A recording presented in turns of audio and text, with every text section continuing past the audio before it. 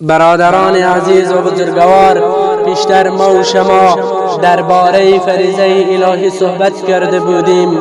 میخواهم این نکته را بیان بکنم که امروز اکثر ما و شما در مجلس و در کوچه و در بازار هستیم، اما هیچ در قصه نماز و فریضه الهی نیستیم. برادران عزیز و بزرگوار، 5 وقت نماز خود ما و شما میدانیم که از جانب آن خالق یکتا بر ما و شما فرض است که باید ما و شما فریضه الهی را ادا بسازیم. آن فریضه الهی که آن خداوند جل جلاله که از 70 مادر به ما و شما مهربانتر و دلسوزتر می باشد، باید ما و شما فریضه الهی را ادا بسازیم. برادران عزیز و بزرگوار، امروز اکثر جامعه ما و شما نماز جماعت را، حتی نماز را ترک کرده راهی است، به یاد خدا نیستند، به 100 کار و به 1000 کار دیگر میرسند، اما به قصه 5 دقیقه که وقت ما و شما را میگیرد آن فریضه الهی است، به قصه آن نیست.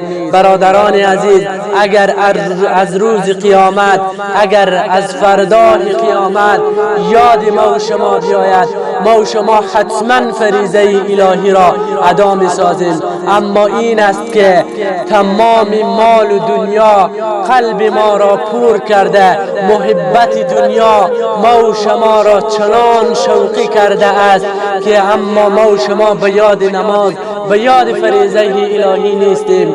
ای برادر مسلمان، این را بدان که این مال و نعمتی که خدا به تو داده، به این فکر نباش که این را خودت به دست آورده ای.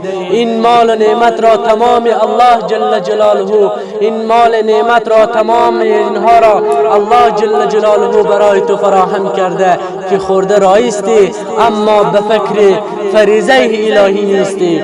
برادران عزیز و بزرگوار، ما و شما وقتی که نماز جماعت برپا می شود، باید نماز فریضه الهی را برپا داریم. امروز اکثر مردم، امروز اکثر جامعه ما و شما، این را من به چشمای خودم دیدم که جماعت برپا هست، نماز فریضه الهی برپا هست، اونا 4 دانه 5 دانه داخل دکان یا دم دکان یا لب سرک یا پشت مسجد نشسته هستند، اما به همین فکر نیستند که فریضه الهی را ادا بسازند. نماز جماعت برپا هستند، اونا داخل دکان یا داخل سرک یا به هر جا که هستند نشسته هستند، غیبت کرده رایی هستند. برادران عزیز و بزرگوار، آیا این گونه زیبایی، آیا این گونه که در مال و نعمت ما و شما هست، آیا این را ناشکری کرده ایم؟ اگر ناشکری کنیم و فریضه الهی را ادا نسازیم، این را بدانید که الله سبحانه و تعالی تمام مال و نعمت ما و شما را از ما میگیرد. برادران عزیز، این دنیا دنیای فانی است، این دنیا برای هیچ کس باقی نمیماند، این دنیا برای هیچ کس وفادار نیست. برادران عزیز، از فردای قیامت به یاد خود بیاوریم. فردای قیامت خیلی جواب دادن آنجا سخت است. آنجا هیچ کس آشا رفته نمیتواند. نامه اعمال تو که به دست تو افتاد، شرمسار هستی، دیگر هیچ روی نداری در پیش پیامبر اکرم صلی الله علیه و سلم و در محضر الله سبحانه و تعالی هیچ روی نداری که دیگر روی خود را بلند کنی. چرا ما و شما اینقدر غافل هستیم؟ چرا ما و شما امروز اینقدر به فکر دین الله سبحانه و تعالی نیستیم؟ برادران عزیز و بزرگوار، الله جل جلاله ما و شما را پیدا کرده به خاطر عبادت و به خاطر که جان مال خود را برای دین الله سبحانه و تعالی فدا بسازیم. به خاطر این ما و شما را پیدا نکرده است که بخوریم و بیاشامیم و قرار چکر زنیم بخور. نه، مسلمانی به این نیست. نماز بخوانیم، تقوا پیشه کنیم، اخلاص پیشه کنیم و تمام کارهایی که در دین مقدس اسلام هست، تمام این کارها را پیشه کنیم. برادر عزیز و بزرگوار، جوانی ما که به قروتکی باشد، جوانی ما که به پهلوانی باشد، جوانی ما که به زور باشد، جوانی ما که جوانی خوب باشد، این را بدان که اگر جوانی خوب داشته باشی، مال ثروت خوب داشته باشی، قدرت خوب داشته باشی، اگر دین داخل قلب تو جایگزین نبود، این را بدان که الله سبحانه و تعالی بر تو لعنت میگوید. برادر عزیز و بزرگوار، این را باید بدانیم که نماز فریضه الهی است. باید ما و شما نماز فریضه الهی را با طور خشوع و وضو ادا بسازیم.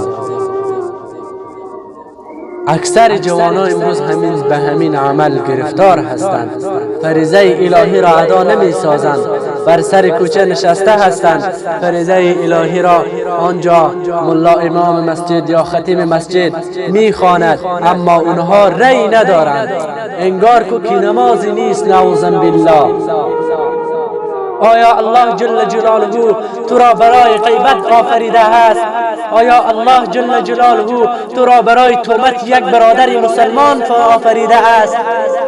آیا الله جل جلاله تو را بر این دنیا آفریده است که تو بخوری و باشامی و به فکر نماز نباشی و به فکر دین مقدس اسلام نباشی؟ آیا الله تو را به خاطر این کار آفریده است؟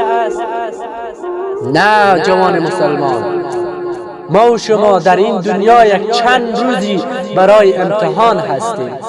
باید امتحان خود را بدهیم.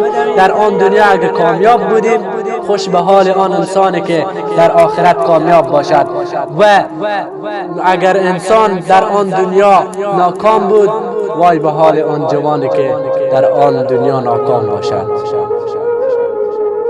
برادران عزیز، از الله جل جلاله خواهانم که تمام ما و شما را، تمام امت مسلمه را، تمام برادران عزیز ما را، تمام کسانی که اسلام است، آنها را برای راست هدایت بفرماید. برادران عزیز، این راه شیطان لعین را، این راه شیطانی که میخواهد ما و شما را گمراه کند، این راه شیطانی را رها کنیم، برای دین مقدس اسلام قدم بگذاریم.